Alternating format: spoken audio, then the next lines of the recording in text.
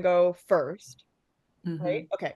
And then okay, just want to make sure. No. And then Should we turn our cameras off? Like, Yeah, do you sure, want us? yeah, maybe while you're that'll be good. Okay, yeah, intro Catherine and Dan, Catherine, and then Dan will go, then I'll intro Kate and Michael, and then you will go. We'll do questions. All right. So let me start webinar.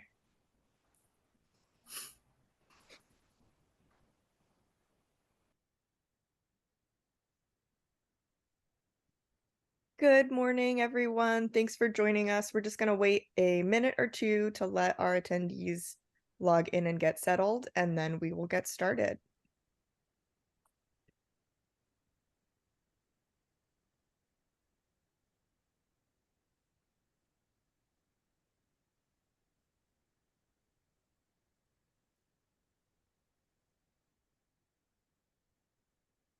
Good morning. If you're just joining us, we are just going to hang on another minute or two and let people log in, and then we'll get started with the presentations. Thanks for joining us.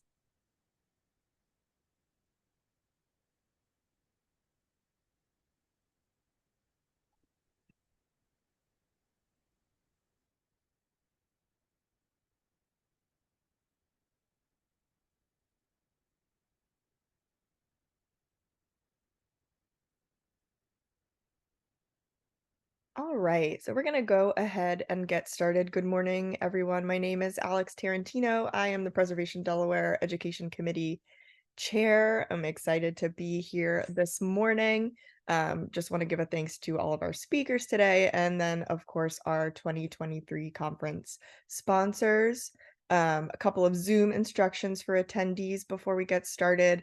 Attendees are muted, so if you have questions about the presentation for our speakers, you can use the Q&A function at the bottom of your Zoom window to submit those. And then after the presentations, we'll take questions from the audience. If you have technical difficulties or need to get in touch with me, you can use the chat box as well. This workshop is going to be recorded as all of our other conference virtual sessions are. So in a couple of weeks after the conference, check out our website or our YouTube channel, and you can watch those, share with others if they weren't able to make it. And then lastly, if you aren't already a member of Preservation Delaware, I encourage you to consider joining us. Information on our website, we'll post more in the chat, but our member support helps keep events like this one free, so we appreciate your consideration with that. And without further ado, I am going to introduce our first two presenters. So Catherine and Daniel. Let's see, Catherine, so you'll go first. If you want to come off video, that's totally good. Let everybody see your faces. So Catherine Lavoie has a master's degree in American Studies from the University of Maryland with an emphasis in historic preservation and material culture. She worked briefly in state and local preservation before coming to HABS, or the Historic American Buildings Survey, as a historian in 1986, becoming chief in 2008. Catherine is active in the Vernacular Architecture Forum, mostly recently serving as second vice president, and was awarded VAF's Buchanan Award for Excellence in Fieldwork and Public Service in 2002 for her HABS study of the Quaker meeting houses of the Delaware Valley. Most recently, she co-authored Buildings of Maryland, the latest in the Society of Architectural Historians Buildings of the United States series. So welcome, Catherine. Thanks for being here. And then Daniel D'Souza, after 2 summer internships with HABS, Daniel became a full-time staff member in 2008 and has been with the program ever since. Most of his time is split between fieldwork, using both traditional hand measuring techniques as well as 3D laser scanning, and creating HABS-level documentation based on the collected data. Every year, he also trains student interns on summer projects just like the ones he participated in 15 years ago. Daniel has worked on all kinds of sites and structures over the course of his career, from small farm outbuildings to abandoned NASA rocket test stands and the Statue of Liberty. Daniel graduated from Connecticut College in 2007 with a Bachelor of Arts in Architectural Studies and served on the board of the Vernacular Architecture Forum from 2020 to 2022. So welcome, Daniel. Thanks for being here. And now I will pass it off to you, Catherine, for your presentation.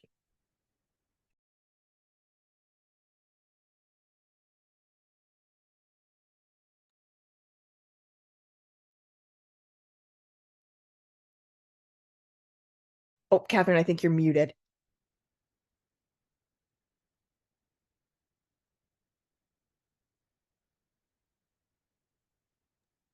Sorry about that. No worries.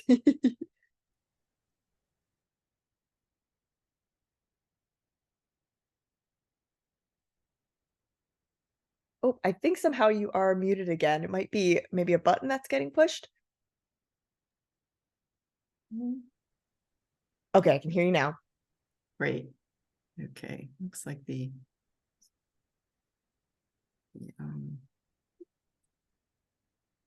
sorry about that. The bar is blocking my. Oh no. Here we go. Slideshow. Sorry about that. It's like I can't hit. Okay. Too many windows. Too many windows. That looks great. Okay. And Catherine, if you can start your video again, you got that turned off for the moment. Okay. Okay. I just didn't want to block the images, but if that's okay, if everyone can see the screen well, I know it tends to block the images on the screen. Okay, well, get started then. Thank you for having us today. By way of addressing the topic of documentation methodologies, my colleague Daniel de Sousa and I are going to share with you two HABS projects conducted in Delaware this summer: the Boyd Neal Rowland House in Lewis and a 1960s model beach house in the Middlesex Beach community of Bethany Beach. Built roughly 2 centuries apart, the first reflects a significant regional house type that appeared in Lower Delaware from the last quarter of the 18th century through the early 19th, while the other is a mid-century modern design indicative of the California modern style. I'm going to talk about the history of the two properties and a little bit about the approaches to research, and then I'll turn it over to Daniel, who will talk about the use of hand measuring and new technologies in the production of measured drawings. Oops. Doesn't seem to want to advance. Are you still seeing the same screen? Yes, I still have the title slide. Okay, this makes no sense. Yeah, what? Oh, here we go. Oh, yeah. Go sideways, not down. First, for those of you who are not familiar with the Historic American Building Survey, or HABS, it began in 1933 to create an archive of measured drawings, large format photographs, and historical reports of significant historic buildings. It was conceived through a unique public-private partnership between the National Park Service, the Library of Congress, and the American Institute of Architects. HABS was essentially a call to action in response to the need to capture what was perceived in the 1930s to be our rapidly vanishing architectural heritage. I guess not much changes. The documentation is housed at the Library of Congress, and it's made available to the public online and copyright free. As the first federal preservation program, HABS developed many of the strategies that are common practices within the field today, such as the idea of conducting surveys, making listings of significant buildings, and then creating documentation for public benefit. In addition to documenting, HABS field tests new technologies to determine best practices. And we're also celebrating our 90th anniversary this year. So we've come a long way from our roots as a New Deal Make Work program for architects within the AIA to engaging the next generation of preservationists through our student summer recording program. So I will begin here with the Boyd Neal Rowland House, better known as the Cannonball House. Its age and complexity presented difficulties in creating a reliable timeline for its development. And that was complicated by the relative lack of primary source material and the reuse of building materials, both historically and in the 1960s, in an effort to, quote, make the restoration authentic. So it's one of the few intact examples in Lewis of a once common house form, consisting of a frame, 2-story side hall and parlor plan main block that was appended to an early single-story hall plan dwelling. Reflecting the telescoping quality of many coastal Delaware and Chesapeake region houses, this form made economic use of that early period dwelling while adapting to new trends in architecture and spatial refinement within polite society. Together, the two parts present a telling juxtaposition between Lewis's house forms as they evolved during the 18th century. Moreover, extant examples of the modest hall plan or single room house are otherwise virtually non-existent. Elements of its design of the early section were also influenced by a multitude of cultures that converged on southern Delaware, including Dutch and English Quaker settlers. Also particular to this area is the use of indigenous cypress or cedar wood shingled siding to protect against coastal winds, and an austere approach to Georgian design referred to by its restoration architect, George Fletcher Bennett, as, quote, Quaker Georgian.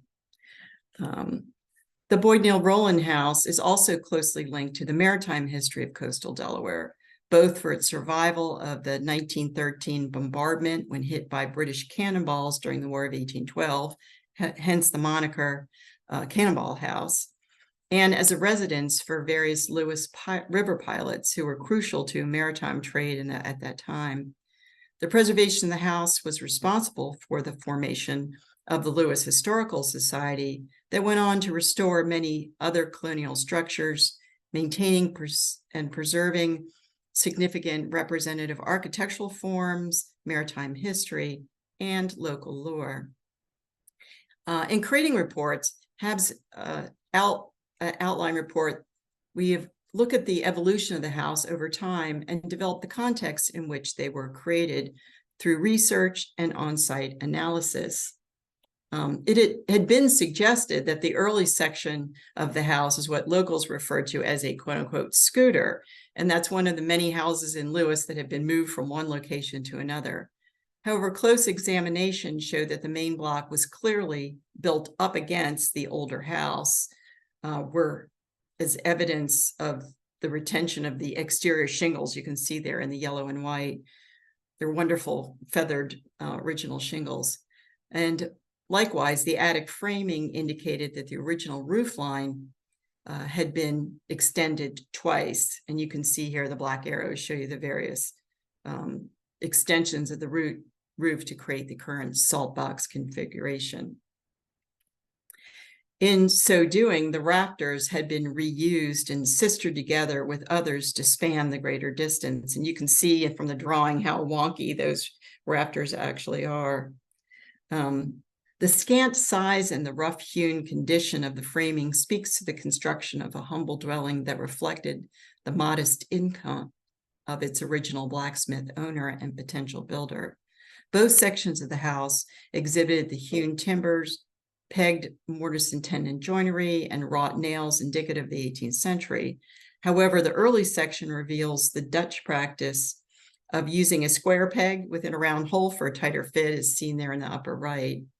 While the framing in the later main block is much more substantial and uniform in sides, it includes the marriage marks to make sure they join accurately the pre-cut timbers. Likewise, the articulated framing or exposed corner post and ceiling beams in the original section shown here on the left speak to an earlier 18th century origin somewhere between 1740 and 1750. While the federal mantles and other details in the main block point to a later period around circa 1780. Turning to the documentary evidence, most helpful were the deeds to track the chain of title available at the county courthouse, and tax assessment records, wills, probates, orphan courts, and other records available at the Delaware Public Archives, as well as online newspaper accounts and census records.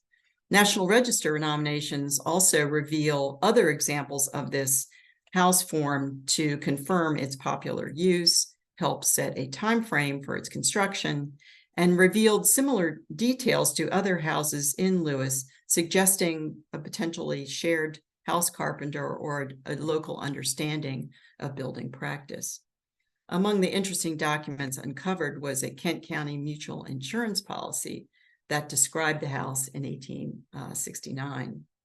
Tax assessment records shown here on the left also gave some clues, as did maps, in particular the Sanborn insurance maps available through the Library of Congress. You can see the black arrow pointing to our evolving building. After the death of the last Rowland family member in 1917, the house was used for a number of commercial purposes, some of which are recorded in historic photographs found at the Lewis History Museum, which was also the home of the Lewis Historical Society records. And this recreated 1844 bird's eye view of Lewis that shows our house to the center there, but it also shows the numerous other examples of an older structure with an appended main block to show how common that form actually once was. And regarding the building traditions of various cultures, the early section originally had a corner fireplace, which is a feature of the early Dutch architecture found in other buildings in Lewis. Unfortunately, that was later removed, although remnants are were found in the cellar. A new fireplace was built that entailed twisting the chimney stack to conform to its reorientation, and also so that it sat proper in the gable end. And here, a rare intact example of a hall plan house with a corner chimney illustrates what the early section of the Cannonball House may have looked like. This is the so-called Fisherman's Cottage, which is an actual scooter that was moved from the waterfront in Lewis to this location on 3rd Street. And then aligning with English tradition is the Cannonball's house. It is 1.5-story height, it's hall plan, and it's box frame construction. Turning now to the beach house, Middlesex Beach is a community of mid-century modern beach houses that exemplify the contemporary architecture of the 1960s and 70s.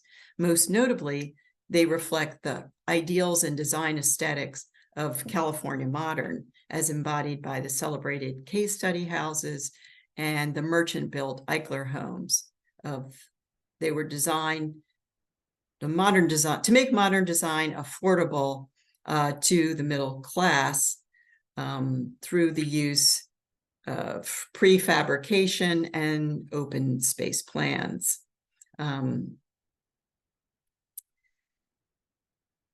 The beach house was one of the most popular of 5 prototypes used at Middlesex, designed by New York architect Bruce Campbell Graham for local developer DFD Incorporated, that included the crow's nest, patio house, cluster house, and more conventional salt box.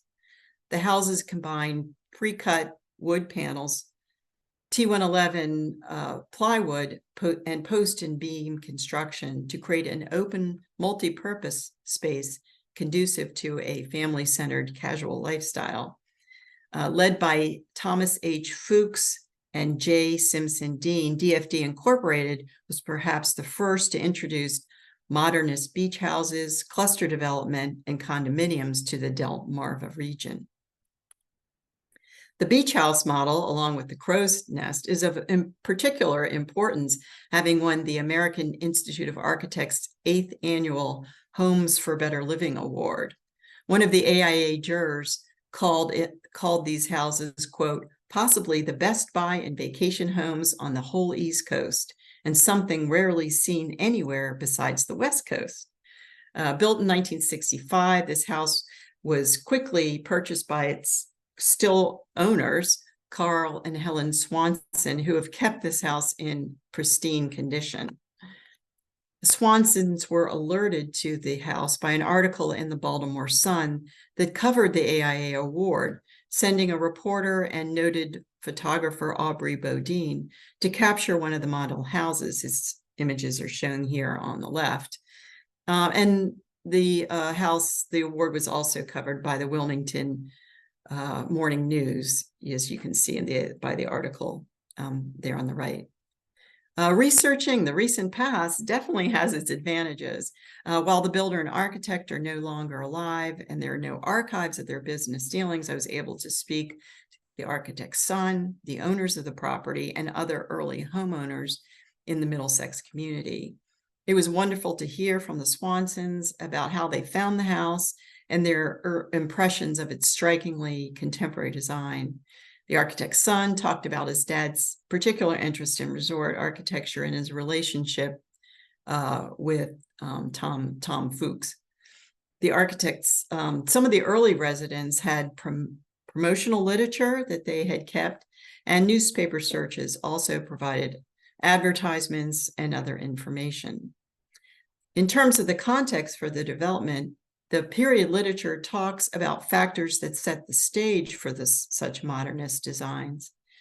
These include a post-war housing boom, government-funded development of prefabricated building materials, and social factors such as relative prosperity, increased leisure time, the women's movement, and a general enthusiasm for casual living and family togetherness. Livability was the word invoked by architects, builders, and shelter magazines alike to promote the informal and adaptive multi-purpose spaces indicative of the new designs. They were described as an expansion of, quote, an open disdain for the rules of elegant propriety, and women's rejection of the traditional roles, domestic roles that often kept them isolated within their own homes. Moreover, the modern house movement was spurred by a desire to build smaller, affordable homes in the post-war housing shortage.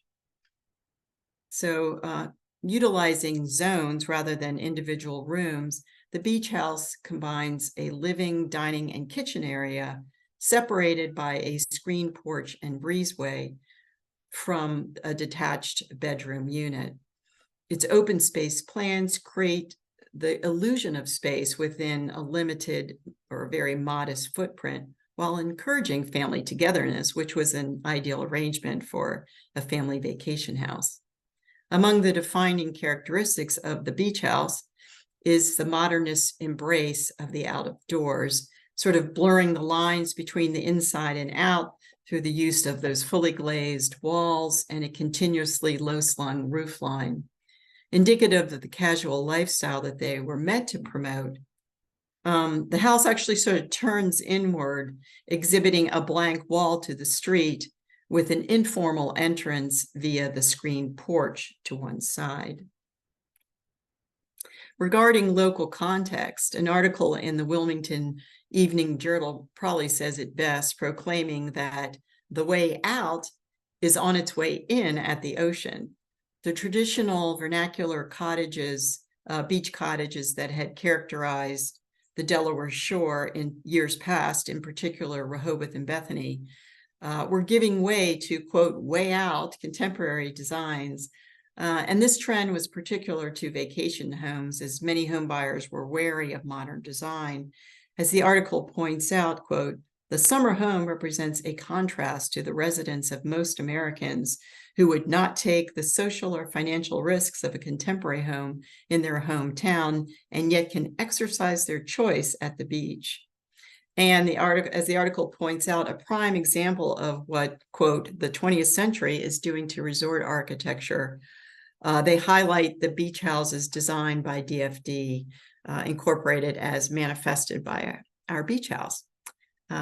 So with that, I will turn it over to Daniel, who can talk about the measure drawing component. Thank you, Catherine. Let me share my screen here.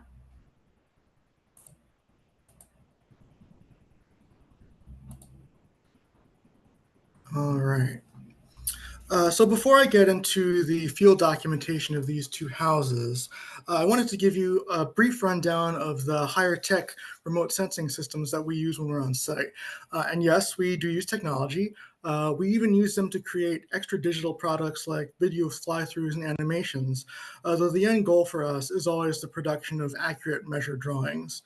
We always create something from our digital data and give that something freely away to the public. It doesn't sit hidden away on hard drives or in an unreadable format. And we don't use all of these technologies on every project. And in fact, on both of these projects, we only use laser scanning, but that doesn't mean the others don't get a good workout. So with regard to laser scanning, we actually first purchased our first laser scanner all the way back in 2008, believe it or not, a Leica ScanStation 2 that was the size of a microwave. And over the years, we've upgraded whenever we could. We acquired a C10 and then a P40, which we upgraded to P50 firmware, and you can see that machine here on the left. And our most recent acquisition is the Leica RTC 360, which you can see my colleague Paul Davidson using on the right inside the skeleton of the Statue of Liberty.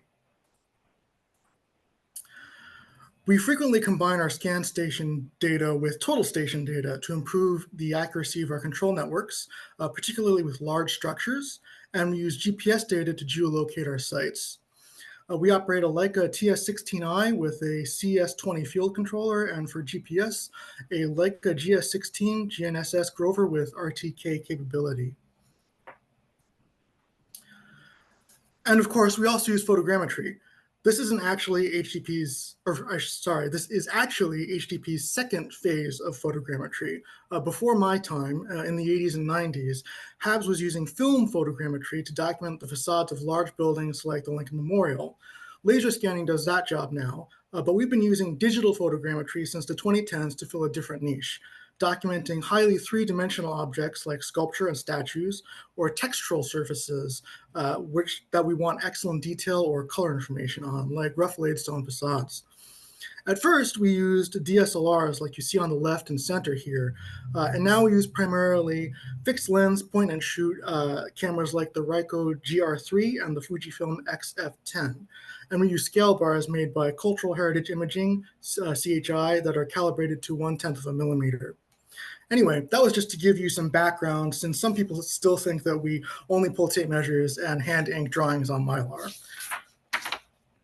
So, the summer team.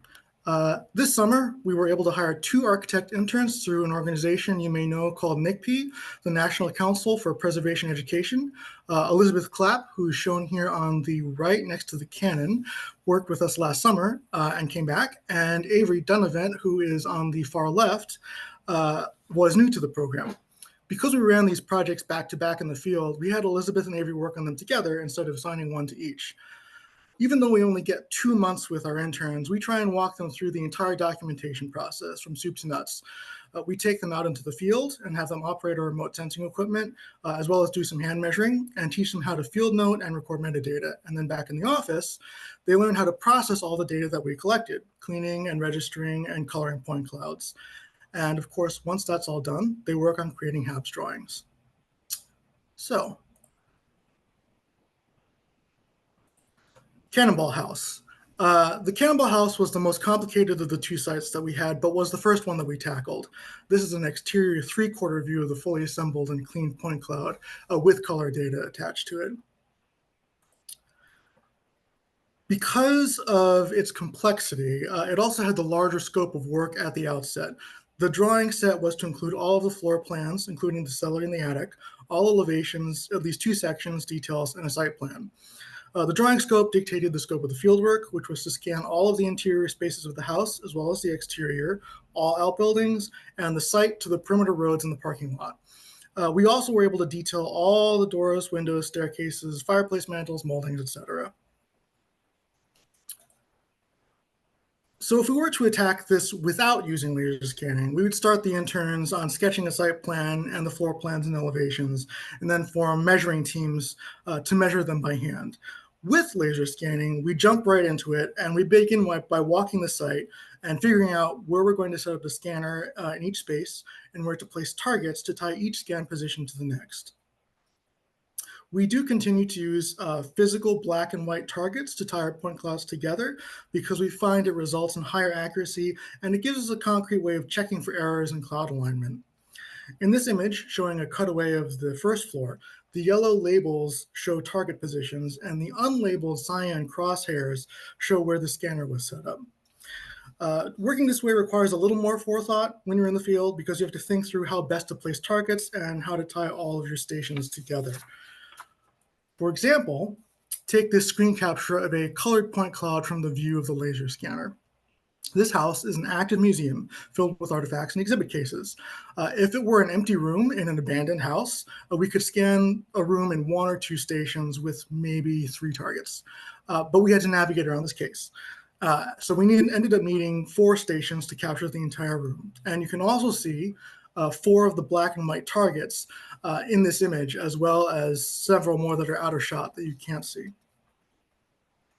So all of this planning and targets and moving around sounds somewhat complicated. What are some of the benefits to laser scanning in an old house versus hand measuring? For me, one of the main things is capturing irregularity, like the twisted chimney that Catherine showed you, and I'm showing you again here, or even the hand-hewn timbers. To record something like this in hand measurements is not particularly feasible. And while we still do capture elements like this in HABS large format photography, having a laser scan of it gives us real, measurable, 3-dimensional information that we can translate into drawings. Here's another example of how the laser scanner captures irregularity. This is a section through the point cloud, cut down the approximate center of the house. And as you can see, there isn't a straight line in the place. Floors and ceilings sagging, the walls leaning and bowing, the works. And again, this is something that was difficult to capture accurately in the days of hand measuring. Scanning also makes it easier to record spaces that are difficult to access. For example, crawl spaces. And for the record, Avery volunteered to go into the crawl space. I did not shove him in there. He was actually excited for it because he said he's from Florida and they don't have cellars down there. To each their own. But as you can see, with 1 person and a laser scanner, we could capture this entire crawl space in 4 stations instead of trying to squeeze a measuring team of 3 people in there with tape measures and clipboards. Scanning also keeps us safely on the ground. We wanted to capture these deteriorating shutters in situ rather than having them removed. And using the scanner meant that we didn't have to climb up on ladders to do so. We could do it from street level. Even when we do have to go up on roofs, like with the crawl space, using a scanner means that fewer people are involved and fewer people are at risk. So, having said all that, are there any pitfalls with laser scanning? Yes, and this has been discussed before, but molding profiles remain one of the major weak points of laser scanners. And while there are handheld scanners that can capture detail at this level, they are overkill for the task. We have one and have tested it on windows and doors and moldings, but you're collecting gigabytes of data that needs to be processed on the back end. So for now, a profile cone remains the easiest, best way to record profiles, and this house was full of them. We had the interns rotating between the scanner and the profile cones over the course of the trip so they could get the full experience. And on the left, you can see one of several fireplace mantles, and on the right is a sheet showing the front and rear doors, both of which were pedimented. We did have the interns draw sketch plans also, though we did not measure them at this site. Instead, we used them as door and window keys for the details. And they had commendable field sketching skills because, as you can see, the final measure plans in CAD look very close to the field sketch. And here are the elevations and one of the sections through the house showing the twisted chimney again, so you can see how we were able to capture that in a drawing. Note also that we were able to show all the deteriorating shutters in situ, and we're even able to draw all of the shingle lines and the sheathing from the laser scan data. We only did vignettes on the roof because we're not complete monsters and didn't want to torture our interns. The beach house, 22 Bayberry, was by comparison very straightforward and a good palate cleanser for the rush that was Cannonball House, not to mention the delightful setting. Most HABS projects are not nearly so bucolic, and I had to remind my interns that they had it pretty easy with this one. Because the scope, or rather because the house is a single-story modernist dwelling built on piers with no attic, you can see the initial drawings list was much shorter than a Cannonball. The fieldwork scope is slightly reduced as well because of that. And coming hot off the heels of Cannonball House, scanning the beach house was a walk on the beach, comparatively. The plan is straightforward, and laying out our targets and stations was very easy. I had the interns do it on this one, and they did an impeccable job without my assistance. The exterior was equally simple, even with the outdoor shower enclosure off to one side and the rear deck and enclosing walls. The one difficulty that we had, if you can even call it that, is that the house had a relatively shallow roof. Shallow enough that you can't really see it and therefore can't really scan it from the ground. So we had to go up. But because, again, it's a relatively shallow roof, it was easy to work on, and we were able to capture the whole thing in only a few stations. Another major difference between the beach house and the Cannonball House obviously is in the details, which were almost non-existent at 22 Bayberry. Door and window openings are framed by structural members without any ornamentation applied to the jambs. The most complex profile in the entire house is the bathroom door that you can see here on the far left, which appears to be a later replacement, and it's a stock panel mold. The detail on the right is another one of the more interesting ones, even though it's fairly simple. This is showing in the upper portion of the wall, there are drop panels exposing screen mesh on the other sides to allow for ventilation in the summertime.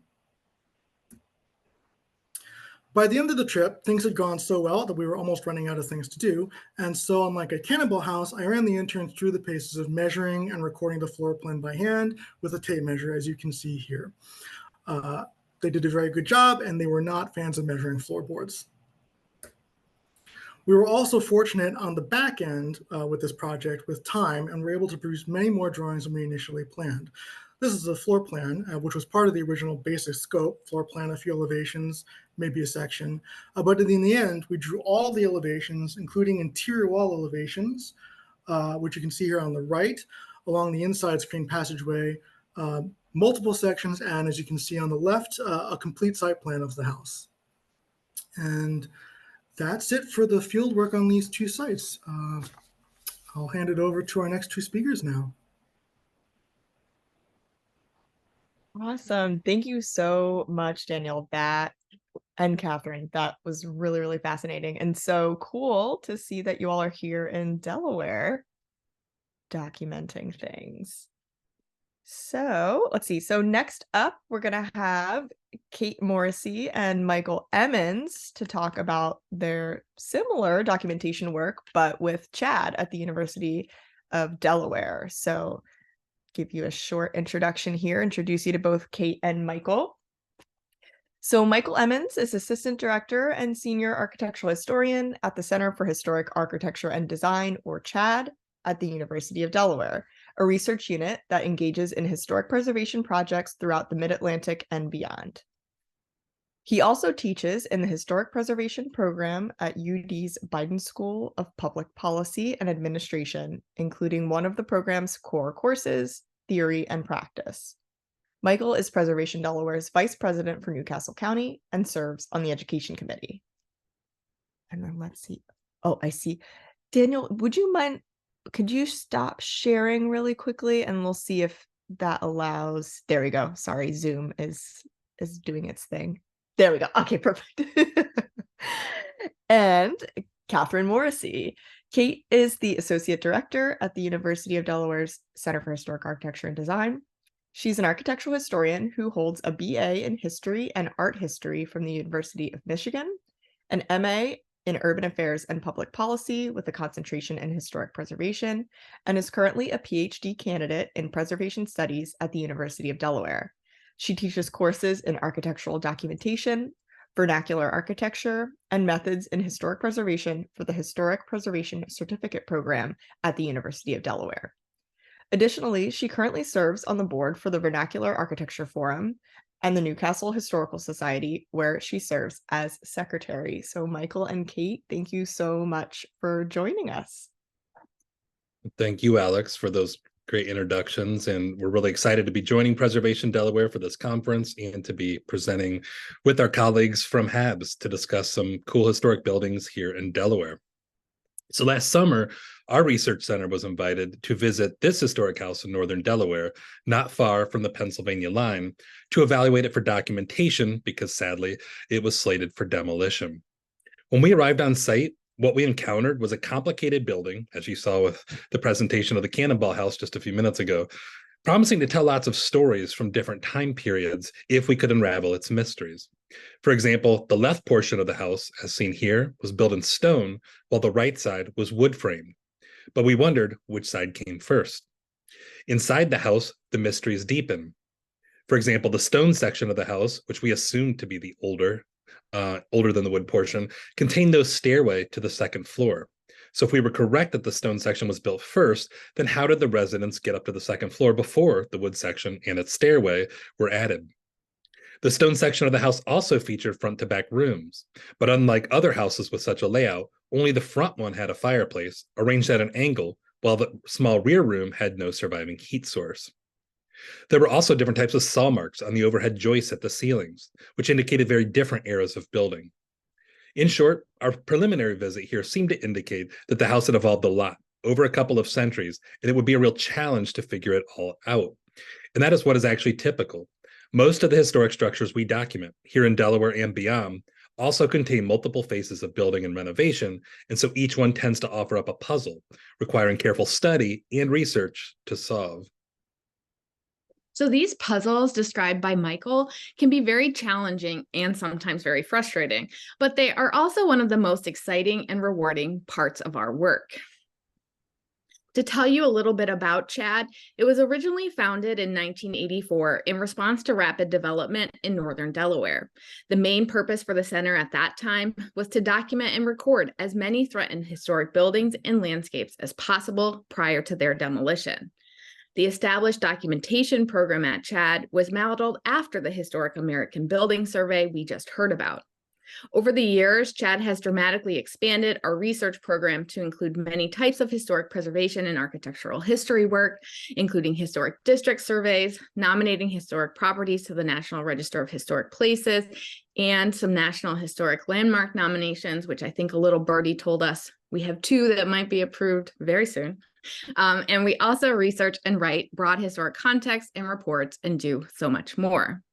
And of course, we still do a lot of traditional architectural documentation, our subject matter for today. And I guess unlike HABS, we're still in the Stone Age of documentation there, including fieldwork to create hand measured drawings and photo documentation.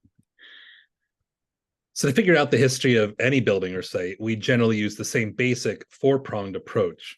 1, to record the historic building through measured drawings and photography, and at the same time, number 2, carefully study the physical clues at the building in order to interpret what the building's material fabric seems to be telling us about its history. 3rd, we perform deep historical research on the site, uncovering whatever records we can about the people who owned and lived in the house. And lastly, 4, we contextualize the site-specific history we uncover by connecting it to broader American and Delaware stories. This final step is important because it demonstrates how a single building reflects history bigger than itself, thus adding to its value and historical significance as a preserved site.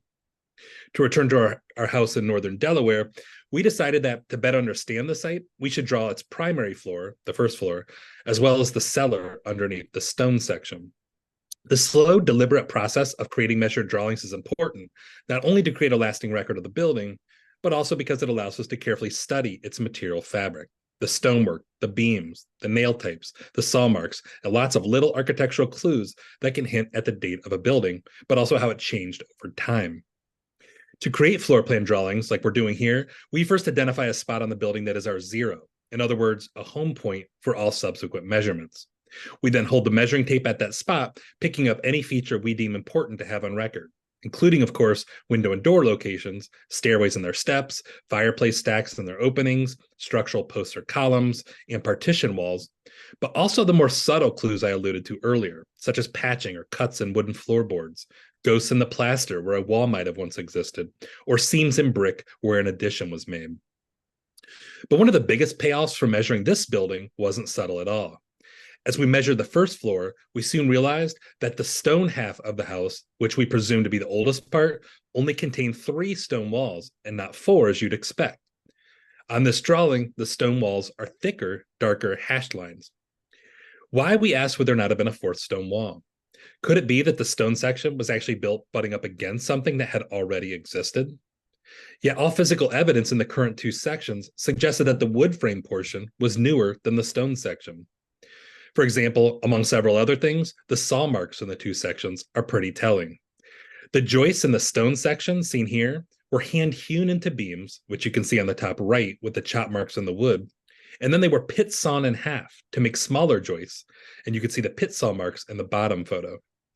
Pit saw markings, as you'll notice, are not usually straight up and down and are not regular, like later machine cut framing members. The reason for this is that pit sawn wood was cut by hand, as you can see in the bottom photo here. The sawyers, of course, left those inconsistent and irregular stroke lines as they moved the saw at different angles and as they shifted down the log. And of course, in the image above, you can see the kind of hand chopping and hewing that led to the marks on the other side of each joist. The pit sawing especially helps us date the stone portion because this labor-intensive way of cutting wood mostly disappeared after the early 1800s as mill sawn lumber became more widely available and affordable. But compare these saw marks in the stone section of the building with the stone marks visible in the wood frame section. Here, all of the floor joists are circular sawn. You'll notice the saw lines in this case feature a sweeping curve, and that the lines are spaced very regularly in comparison to the pit sawn joists. This is because they were created with circular saws, which didn't become widespread in Delaware until the middle of the 1800s, being first operated by water power and then increasingly by steam. Circular sawn joists are typically much later than the pit sawn lumber, except in rare cases, which suggests again that the stone section here is older. Other evidence in the wood frame section, including its wall framing and its wood siding, led us to believe that it was even later in the 1800s. This type of siding, called German lap siding or cove siding, and the nails that the siding was affixed with, didn't become common until after the 1870s or so. So if the wood frame section was built around the 1870s, it obviously didn't seem possible that the stone portion was built against this existing wood frame section. But because the stone section only has 3 stone walls with only a wood frame wall between the two sections, we surmise there must have been something next to the stone house before the existing wood frame section replaced it. And we couldn't help but wonder if there was a vestige of that previous structure under the wood frame section, where the floor joists were simply logs left in the round. While this rustic and unfinished approach to building sometimes occurred even into the 20th century, especially for outbuildings, it was pretty rare, especially in houses by this time. By the late 1800s, milled lumber was everywhere. So we couldn't help but wonder, were we seeing the foundational remnants of a previous structure which the stone house was an addition to?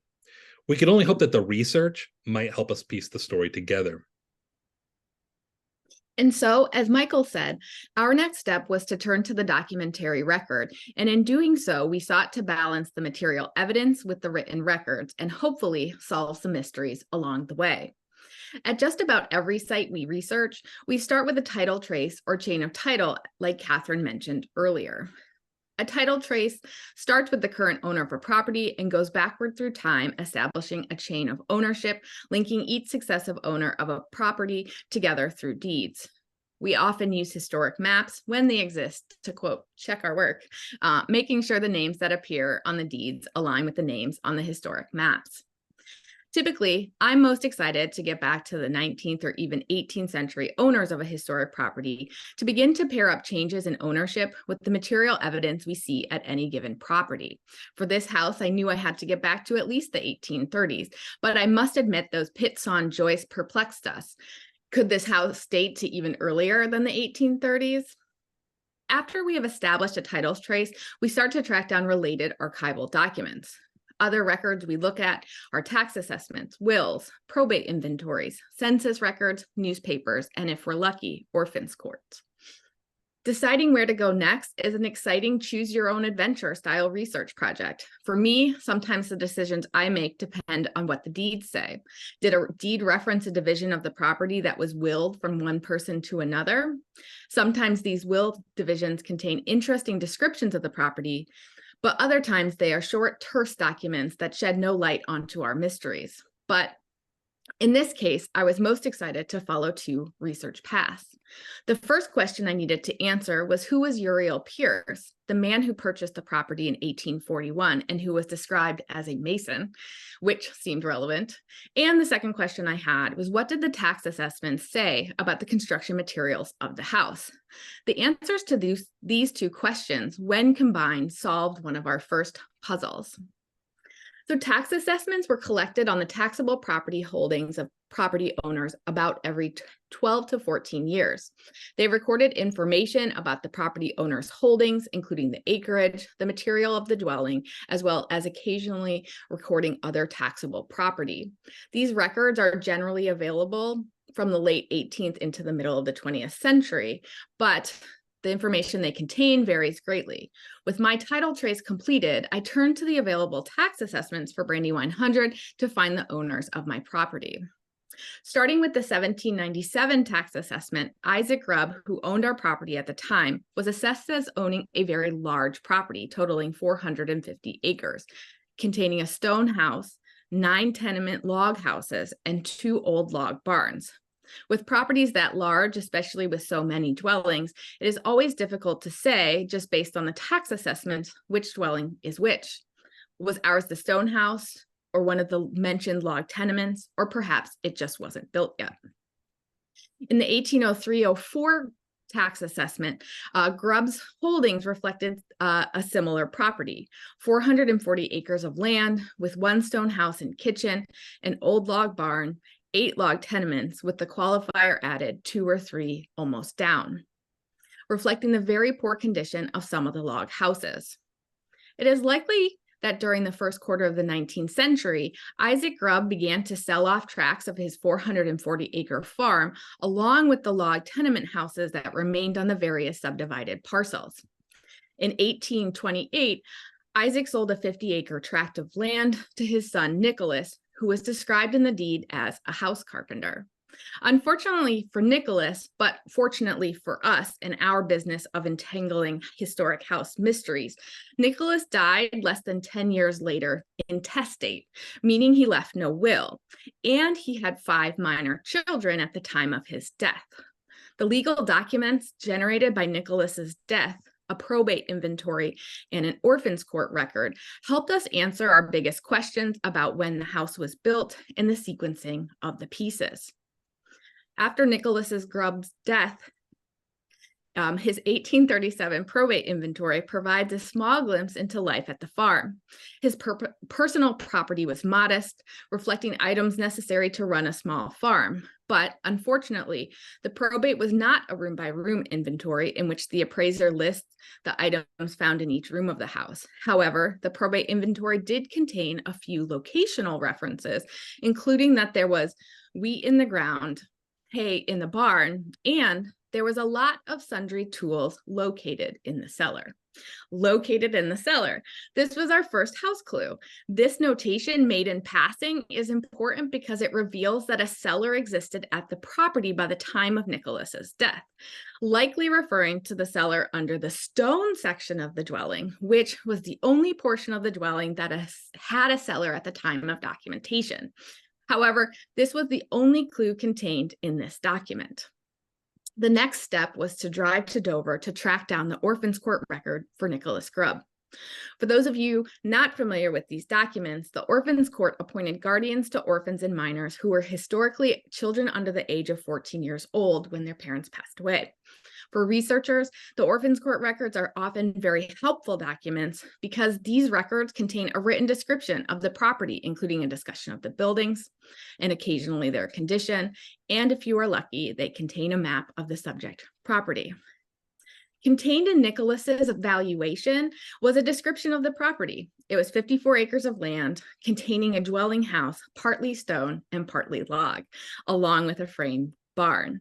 This short description confirms that by 1842, when the court assessed the property, there was a 2-part stone and log house.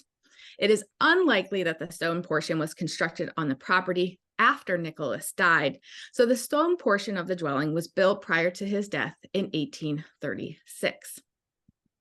Luckily for us, the orphans court also contained a map, as well as a further description of the division of property, dividing the dower's rights from the orphans. The orphans court division granted widow Hannah, quote, 1/3 part of the lands and tenements of the estate to be held during the term of her natural life, end quote. Her dower's right to 1/3 of the property included roughly 17 acres of land, as well as about half of the house, which is reflected on a sketch map of the property division. Interestingly, the orphans court judgment specified her rights to particular spaces within and around the house, including the 2 rooms upon the first floor and the south room upon the second floor of the new or stone portion of the dwelling house, and half the cellar underneath the same, as well as the privilege of passing and repassing to and from the well of water at the western log portion of the dwelling and free use of the water of the same. This passage in the orphans court, combined with the map of the property, aided in the understanding of the dwelling. First, it revealed that there were 2 first floor rooms in the new or stone section of the house, likely in a similar configuration to the 2 rooms that existed at the time of documentation. Secondly, a cellar seemed to only exist under the stone section of the dwelling. Lastly, based on the rooms and access Hannah was awarded, the Grubb children were granted the entire log portion of the dwelling, the other second floor rooms in the stone section, the attic of the stone section, half of the cellar, the well, and the barn. And while a lot more research was done on the property, I just wanted to point out how we dated the frame section of the house. Our stonemason from earlier, Uriel Pierce, married one of Nicholas Grubb's daughters, Brandling. They were married at the time of the orphans court division, and the Pierces bought the other Grubb children's shares of the property. This arrangement, with the Pierces owning 2/3 of the estate and widow Hannah owning the other third, continued to her death in 1870. The Pierces acquired Hannah's portion of the property shortly after her death, took down the log portion of the dwelling, which was still extant in the 1861 tax assessment, and constructed the frame portion of the dwelling on the footprint of the earlier log dwelling. Based on the material fabric present in the frame section, as Michael described, compared with the archival evidence, we arrived on a circa 1870 construction date for the frame addition. So I mentioned earlier that the 4th step in our 4-pronged approach to documentation is to contextualize what we observe at the subject property, to tie it to broader historical trends, which helps shine light on its larger significance. In this case, since Cate was able to uncover the story of the period 1 log house that no longer survives here, we were able to demonstrate that the studied property was part of a widespread trend in northern Delaware in the early 1800s. That is, building a house first in log, often in the late 1700s or early 1800s, and then later adding to it with more permanent stone section. The stone section is oftentimes the oldest section to survive, since the log parts of these buildings tended to deteriorate and be replaced with more permanent construction materials. But they sometimes survive, as we see here, hidden away under siding. This property near Newark, Delaware, actually followed a similar trajectory to the house we studied, with a log dwelling built around 1790 and a stone section added around 1820. But this log section survived, and a later frame addition was added to it in the 1930s on the far right. These patterns happen for a reason, and they reflect not only architectural trends, but also Delaware's economic, social, and cultural history. At any historic site, our biggest puzzles and mysteries always center on a few related questions. When was the building constructed? What is the oldest part? When were the subsequent additions built? How did the building change over time? And lastly, why does this place matter? We again confronted such questions last year at the Carter Farm near Middletown. Like the Grubb Pierce house, we were immediately met with a complex, layered object, complicated even further by material decay due to abandonment and a lot of overgrowth. Here, we are looking at the back of the farmhouse, which consisted of a 2.5-story main house with a very deep rear L extending from behind it. Once the site was cleared of much of the overgrowth, we could get a clear picture of the 5 major sections, as seen here from the other side, from the front of the house. The main section, labeled with a 1, was a wide, 3-bay, 2.5-story brick house flanked by chimneys at each end. Behind that, the rear L seemed to represent 2 distinct sections divided by a chimney in the middle, including what we call the middle L, labeled number 2, and the rear L, labeled number 3. Added to these primary house sections, a shorter one-story concrete block addition was built in the 20th century.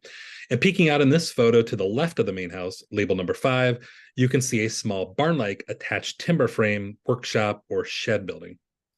Like so many of Delaware's 18th and 19th century properties, we found it had been previously recorded in a preliminary survey in 1994 on cultural resource forms that are kept by the State Historic Preservation Office. That architectural historian who visited the property 30 years ago sketched the floor plan, to which I've added in red my 5 section labels, and she surmised, as you can see on the far right, that the middle L section was possibly the first part built. She thought the rear L at the very back may have been the second portion built, and then the large main block in the front was perhaps third. If we look at the rear L from the side, there's a clear seam in the brick, that crisp vertical mortar line between the 2 sections. The bricks of the 2 sections are also of a slightly different character.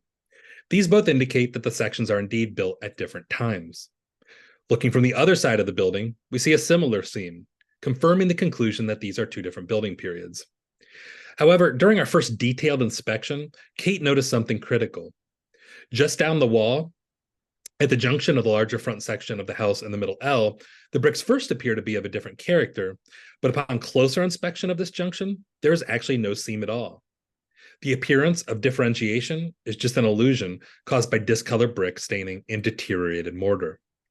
So what this means is that Section 1 and Section 2 were built in a single building campaign, and it was essentially a single building.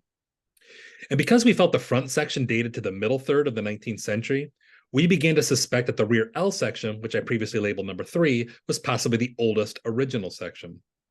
So based on this fact, plus the brickwork and forms of the various sections, we began our documentation and research with the presumption that the periodization might actually look like this. The rear L came first, followed by the main house and middle L connector second, and then the concrete block addition, rear porch, and barn addition were 20th century add-ons. Before turning it back over to Cate, I'll highlight just 2 more physical aspects of this property that made things tricky. First, this is a substantial house built of brick, which was a more expensive material than wood. The house's size and building material alone suggests the brick portions were built by someone of substantial means. And yet, several aspects of it seem to have been pretty modest, conservative, even old-fashioned. Its main block is 3 bays wide rather than 5, so a little less stately than it might have been. Though the house has a central entrance, as you see here, it apparently never had a formal central hallway and staircase inside. Instead, it seems to have always had what's called a hall parlor floor plan, meaning it had just 2 rooms in the main house section, and that walking through the front door, you enter directly into one of the primary rooms, called here the hall. Once in that room, you see what's called a winder stair, or boxed winder, in the corner of the room, winding up the wall next to the fireplace and chimney stack. As you can see below, there's a similar winder stair in the middle L. These winder-type stairs, though they persisted in Delaware into the late 19th century in more modest houses, were old-fashioned for larger, high-style houses at this time. We wonder what this might suggest. The third stairway in the house, in the rear L, which you'll remember was believed to be the oldest part of the house, actually had a straight-run stairway, for which the woodwork would appear to date to the mid-1800s, and perhaps even later than the rest of the house. How could this be? Well, that survey form from 30 years ago held an important clue. The owners had informed the surveyor then that, quote, some of the interior materials were saved by the present owner from the Maloney house on Route 896 and were installed here. In other words, the stairway and apparently other house parts were architectural salvage from a totally different property. And the more we looked, it seemed like every room in this house featured architectural salvage or even modern materials meant to look historic to give the house an oldie-timey feel. All the wallboards in this rear L, for example, which appear to retain old plaster stripes, seem to have been installed during the late 20th century. Even inside the 20th century concrete block addition, there was a mixture of antique 19th century doors, faux brick finishes, false historic beams, and barnboard siding, all installed to create a historic look.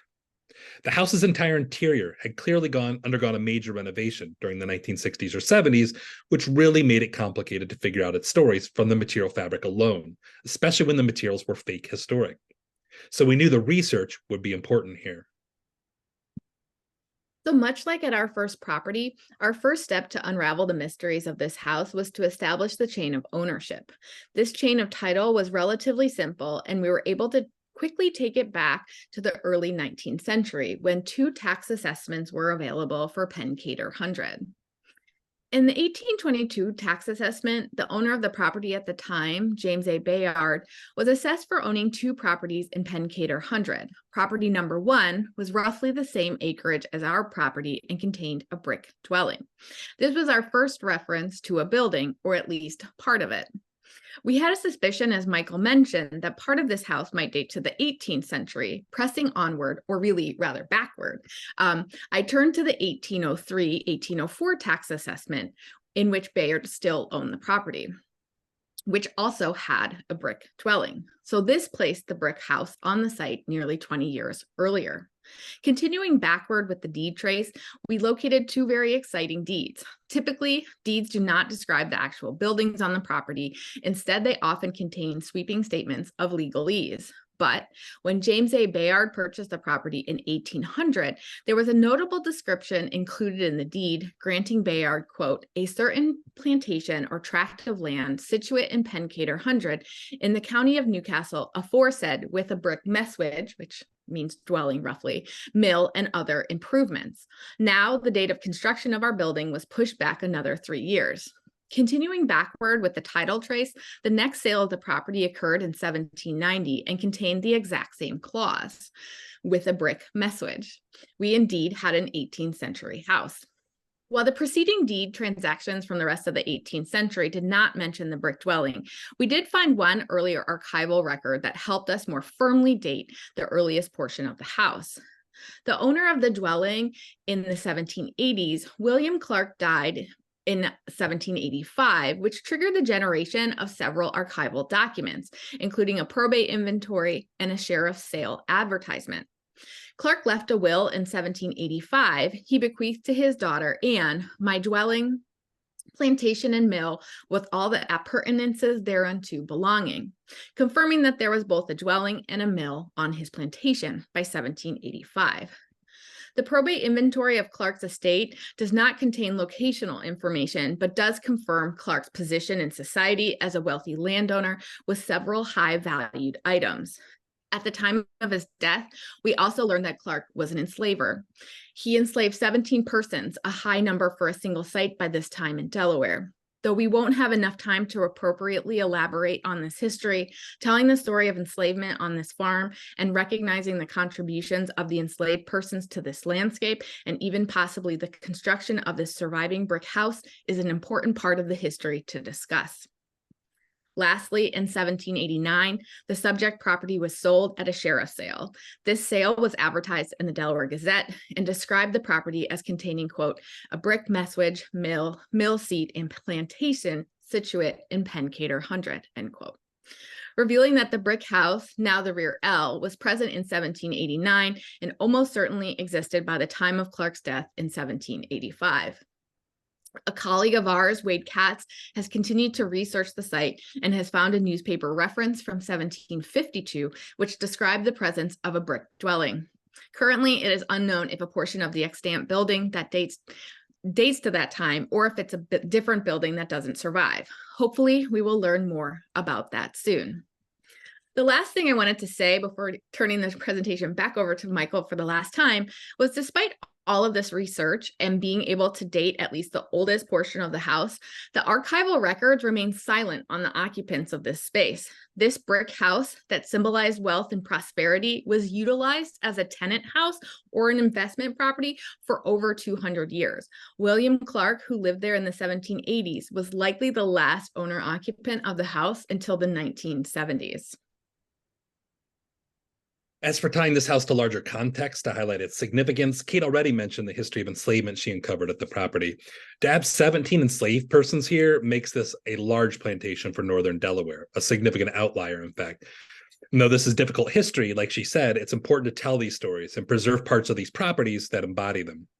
But this property is also significant because of its later history, having been owned by several prominent Delawareans as an investment property, including James A. Bayard and his son Richard H. Bayard, both of whom were U.S. senators, among other things. And the fact that this was essentially an investment property that was rented rather than owner-occupied might explain some of the architectural mysteries that I mentioned earlier. Perhaps that is why the house did not feature a formal center stair hall and just had old winder-style stairs, for example. There was no need to pay for an expensive high-style architectural statement like this one for a property that was a rental and mostly an income generator. And this demonstrates how the process of documentation and recordation, in combination with thorough documentary research, can reveal the fascinating and complex Delaware histories that are embodied in so many of our historic buildings. Thank you. That is the end, and we will take questions if there's time. Awesome. Thank you both so much. That was super interesting. So we do have a couple questions, and we do have a few minutes. We've got about 6 minutes, so let's tackle these. So our first question, and actually I think this is a question for both our HABS folks and our CHAD folks. So we'll start with HABS. So how do you decide, or I guess what houses are documented by HABS, or how do you get your projects basically? Oh, Catherine, I think you're on mute. Yeah. No, I was looking for the button. I should have. Anyway, yeah, that's kind of a tricky subject because we have a lot of project funded people. So often we go where the money is. We have to charge for our services. So in the case of the properties that we shared, though, one was paid for by the Lewis Historical Society, but we try every year to do a project in-house that we fund ourselves. I call it the worthy and not just the wealthy sometimes, because a lot of vernacular and smaller houses don't have that kind of funding source. So the beach house was actually something that we did on our own, because we had the two interns and they were relatively small spaces we could get them doing. So we try to do at least one discretionary project, as we call it, every year, and that's oftentimes topics that we think are the collection is missing. So in the past, we did a civil rights in Alabama project. A few years back, we did DC prototypical row housing. And so we try to fill gaps, and the modern was a gap because we need more modern for the collection. So hopefully that answers it. Daniel, yeah, anything to add, Daniel? Catherine covered it. Awesome. Well, thank you for that. And then, yeah, Kate and Michael, I guess same question. How do you all decide which properties are documented by CHAD? Oh, Michael, I thought you were going to jump in there. Similar to Catherine, most oftentimes we go to who can pay us, because we are a soft-funded research center at the University of Delaware, but occasionally we are able to partner with people who have grants and help pick projects or try to identify gaps in underrepresented historic resources in the state, or just things that we are personally curious learning more about, but similar. Michael, anything to add? No, I think, yeah, Kate covered it. I mean, yeah, we in this age of minimal historic preservation funding, we have to partner with. I will add, though, that in northern Delaware, Newcastle County, a lot of developers hire us to do documentation of historic buildings before they do a subdivision involving an historic property. So we work with private clients, we work with government partners that have certified local government grants to do work they feel is important, and kind of like Catherine said for HABS, we try to also fund ourselves in-house projects we find meaningful each year, as much as we can. So let's see, maybe I think we have time. Let's do one more question for each of you all. So got one about the twisted chimney in the Cannonball House. So is this a unique feature, or is this something that you've seen in other places? Yeah, it is fairly unique, though you can often see, where chimneys are, sort of cantilevered over, but yeah, the twisted chimney is really interesting. And I think part of it, I didn't have time to go in any depth, but they changed the orientation from the corner fireplace in the original single house. And when they put a shed addition, they reoriented it so that the fireplace was now in the other room. Okay. So I think that was part of it, but I do think they wanted to maybe match for that Georgian symmetry to have similar chimneys in both ends of the house, as opposed to that what might have been like the fisherman's cottage where the chimney actually appeared on the below the roof ridge. Okay. That's But really yeah, it is pretty unusual. yeah, I guess make it work, right? On the inside. You Yeah, can't see it. exactly, right. That is super cool.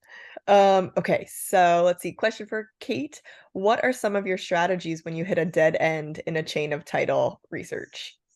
That's a great question, and it definitely depends on when the dead end occurs in time. The 18th century ones are particularly frustrating because there's just not a lot of written records to even jump around to look at. We had a house maybe last week or two that we documented that there was a kind of the 1832 deed just said like, oh, he acquired it, like, cool, right? That's all it said. And so I was able to then go to the tax assessments and start looking for the last name, which was rather unique for the area. And then it turned out that his father lost the property in a sheriff's sale, but it was his father's estate. And I was able to like continue backwards because that was also a mid 17th or 18th century house. So it just kind of depends on when you hit the dead end, but the 18th century ones are particularly unforgiving because there's no other place to jump to. Yeah, that makes sense. And I feel like it's just pulling at loose strings. What can I find here and there? Okay, so let's see. I think this will be good because we can get input. This will be our last sort of question here. So, what sources would you recommend looking into to find more about Delaware or Southeast Pennsylvania colonial and 19th century rural landscape, and maybe farmstead layouts? Oh, that's a tricky one because I'm guessing depending on what we were studying, we would probably have to piece together a lot of different things and just see what we could turn up. I will say this one book I'd really recommend is Sally McMurray's Pennsylvania Farming, which essentially took a decade's worth, I would guess, of research of Pennsylvania farms and boiled it down into like a history of Pennsylvania farming and like different forms of landscapes, farm complexes over time, and how they changed as different crops or different economic circumstances changed what farm landscapes changed. Like, so if you're talking about rural landscapes, that one jumps to mind right away as kind of a starter. Sally McMurray's book, Pennsylvania Farming. Pennsylvania Farming. Okay, I just put that Sally McMurray's name and Pennsylvania Farming in the chat if And the state of Pennsylvania, which that book came out of, has historic context on agriculture for each county. So depending on which county you're in, you might find some more detailed information. I can't remember the exact name of the project, but it was producing, well, maybe not each county, but by each region that turned into Sally's book. There's also a piece maybe from the 1980s, and Michael, you might remember the name, by Henry Glassy, that he's looking at architecture of the Delaware Valley, including layouts and farmsteads, but the name is escaping me. Mm-hmm. But that's what I mean. Lots of articles. I mean, I think Robert Ensminger's work with the Pennsylvania barn and looking at barn types. There's so many different books. But in this field, there's a lot of gray literature. There's a lot of reports that have been done by architectural historians and archaeologists and things that are filed with state historic preservation offices and planning departments. And so it can be a real challenge to research and understand the history of landscapes and buildings in particular regions, especially because it becomes a piecing together the puzzle with all sorts of sources that give at least some snapshot into some aspect. But there's not a lot of definitive things to start with usually.